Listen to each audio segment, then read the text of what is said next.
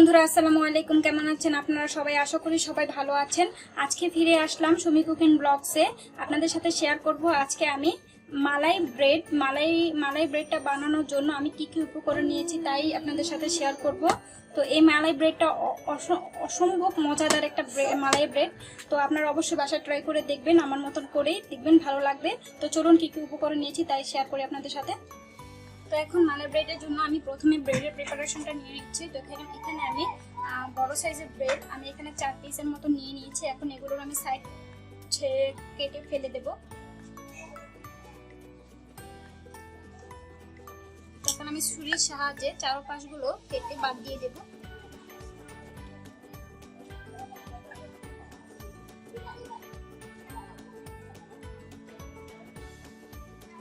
এগুলো আপনারা শুকিয়েও bread crumb বানাতে পারেন। এইভাবে করে সবগুলো আমি বাদ দিয়ে দেবো। সাইডগুলো বাদ দিয়ে দিয়েছি। এখন আমি দুটো এইভাবে জোড়া দিয়ে আমি এখন স্যান্ডউইচের মতন কেটে নেব।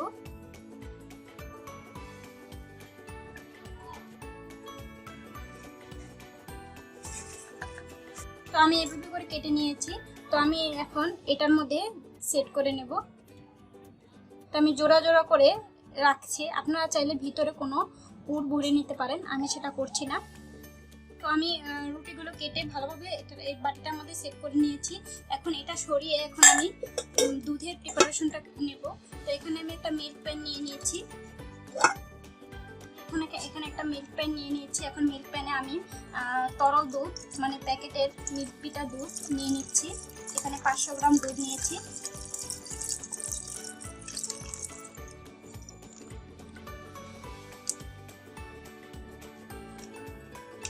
তো এখন দিয়ে দেবো এখানে 1/4 কাপ কনডেন্স মিল্ক।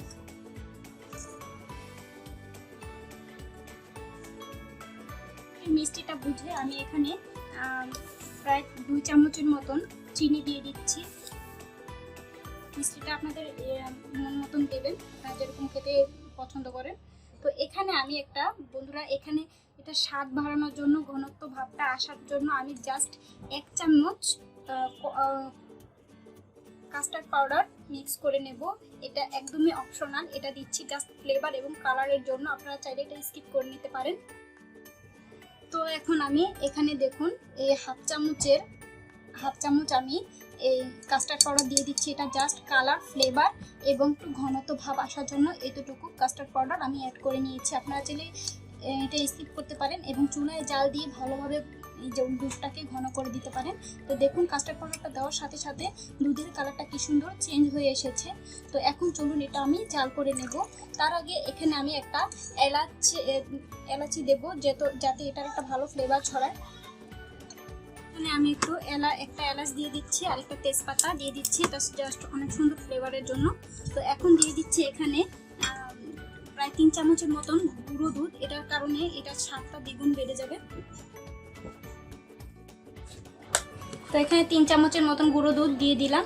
তো এখন এটা নেড়ে মিক্স করে নেব, তারপর আমরা চুলায় জাল করে নেব। তো এটা আমি চুলায় জাল করার জন্য বসিয়ে দিয়েছি। এখন এটা একটা বলক আসা আগ পর্যন্ত ওয়েট করব। তো দেখুন দুধটা বলক চলে এসেছে।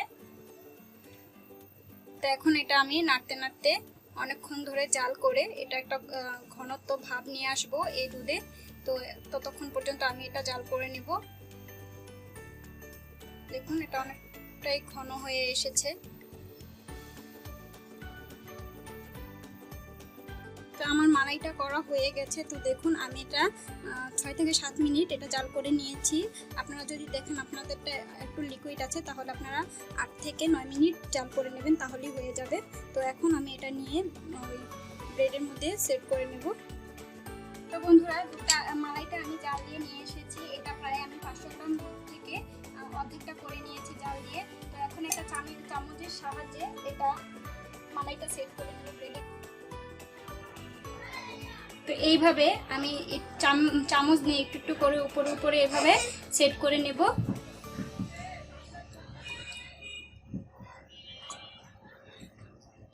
এভাবে চামচের সাহায্যে দিলে সব দিক থেকে ভালোভাবে মিশে। তো এখন দেখুন মালাইটা ব্রেডটার সাথে সেট করে নিয়েছি। তো আমার মালাইটা ব্রেডের সাথে মেশানো হয়ে গেছে। তো এখন আমি এখানে কিছু পিস কাজু বাদাম এবং কাঠবাদাম কুচি করে নিয়েছি, এগুলো দিয়ে দেব। তো বাদাম কুচিগুলো দিয়ে ভালোভাবে এটা আমি একটু সাজিয়ে নেব।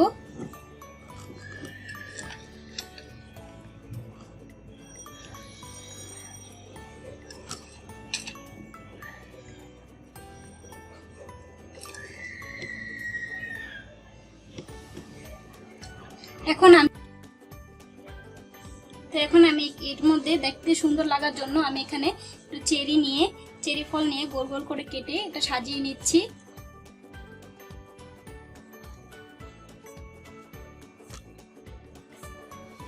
তো বন্ধুরা দেখুন আমার ভালোভাবে ডেকোরেশন করা হয়ে গেছে এই মালাই ব্রেডটা। তো এখন এটাকে আমি এক ঘন্টার জন্য নর্মাল ফ্রিজে রেখে দেবো। এটা ঠান্ডা করে খেতে অনেক টেস্টি হয়, অনেক স্বাদ লাগে। তো এখন আমি 1 ঘন্টার জন্য নর্মাল ফ্রিজে রেখে দেবো। তো 1 ঘন্টা হয়ে গেল। তো দেখুন অনেক সুন্দর ঠান্ডা হয়ে গেছে। তো এইভাবে অবশ্যই আপনারা বাসায় ট্রাই করে দেখবেন, অনেক সুন্দর এবং অনেক টেস্টি একটা খাবার।